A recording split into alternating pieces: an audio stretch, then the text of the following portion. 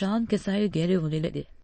اپنے لیے کوئی مددگار نہ دیکھ اور سڑک پر چلتی ہوئی تیز رفتار گاڑیوں کو دیکھ کر اس کا سر چکرانے لگا۔ ہر گرد نظریں دوڑائیں تو آس پاس گھومتے لوگوں کی مشکوک نگاہیں اپنے وجود پر جمی دیکھ اس کا دل ڈوبنے لگا۔ اس نے سہمے ہوئے اپنی آنکھوں کو زور سے بیچا تو سب سے پہلے اسے اپنی ماں کا چہرہ نظر آیا، جو اسے ہمیشہ ان خرافات میں پڑنے سے روکتی رہتی تھی اور وہ ان کی باتوں کو ان سنا کر دیتے۔ سامنے کھڑے ایک ادھیڑ عمر کے شخص کے پاس گئی۔ وہ شکل سے تھوڑا شریف لگا۔ انکل پلیز مجھے آپ تھوڑی دیر کے لیے اپنا موبائل دے دے، پلیز مجھے اپنے گھر کال کرنی ہے، اس نے درد بھرے لہجے میں کہا۔ اس نے اپنی قمیض کی جیب سے موبائل نکالا کر اسے پکڑایا۔ فروا نے جلدی سے اپنی ماما کا نمبر ملایا۔ ادھر پہلی ہی بین پر کال ریسیو کر لی گئی۔ السلام علیکم ماما، فروا کہاں ہو تم؟ تمہیں صبح سے ڈھونڈتے ہوئے شام ہو گئی ہے، تمہیں پتا بھی ہے کہ ہم تمہارے لیے کتنے پریشان ہیں۔ انہوں نے فروا کی آواز سنتے ہی اس سے پریشانی میں کہا، اور یہ کس کے نمبر سے فون کر رہی ہو؟ انہوں نے سوال کیا۔ ماما ابھی میں آپ کو تفصیل سے کچھ نہیں بتا سکتی، پلیز آپ بابا کے ساتھ جلدی سے یہاں آ جائیں، مجھے لے جائیں یہاں سے۔ اس نے اپنے آس پاس کے ماحول سے گھبراتے ہوئے کہا۔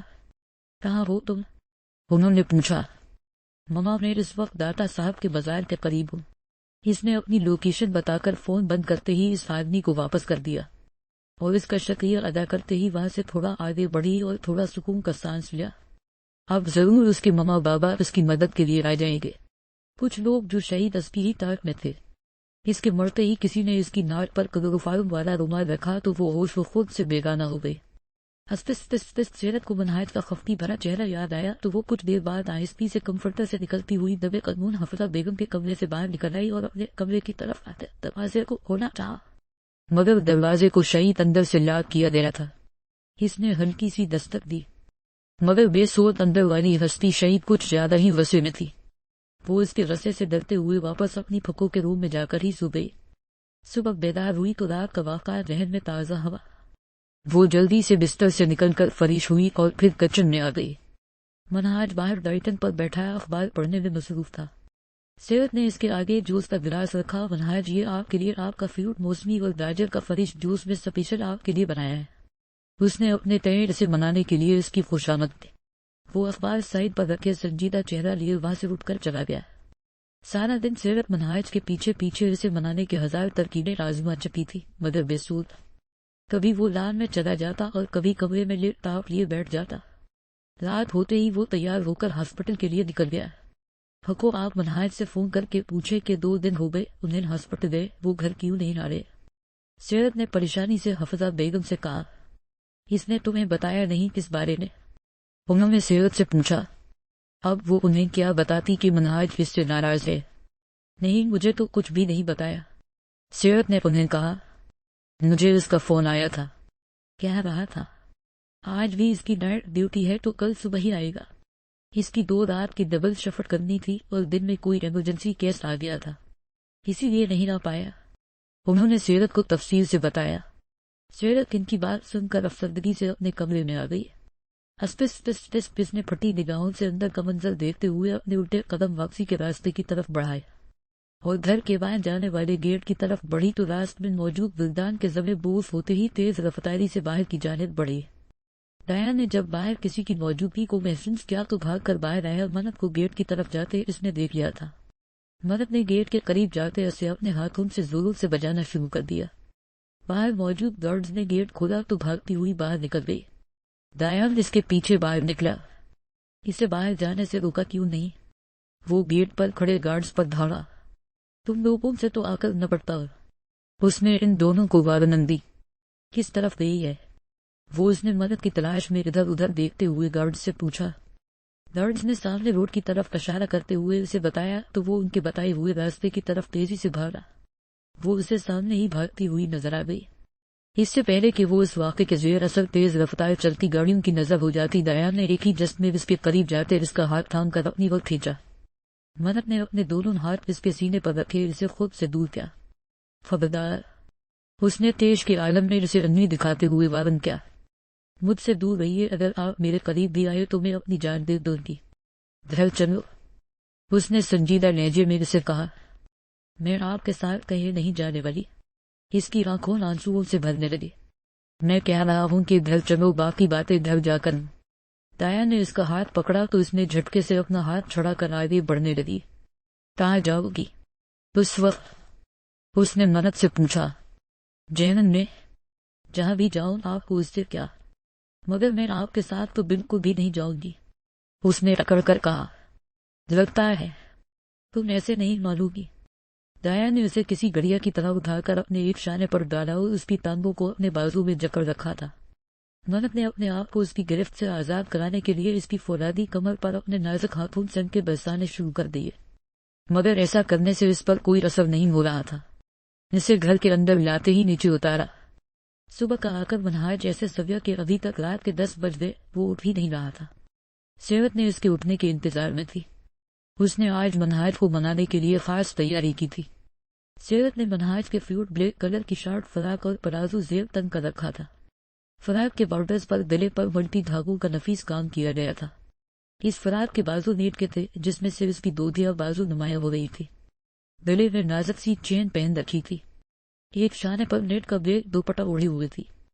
دونوں بازوؤں نے بھر بھر کر ملٹی شیڈ کی کانچ کی چوڑیاں پہنے، اپنے کٹاؤ دار لبوں پر گہری سرخ لپسٹک لگائی اور اپنی گھنی پلکوں پر مسکارا لگا کر اس نے اپنی تیاری کو فائنل ٹچ دیتے ہوئے آخری مطمئن نگاہ آئینے پر ڈالی۔ منہاج کی طرف دیکھا جو اسی حالت میں گہری نیند سویا ہوا تھا۔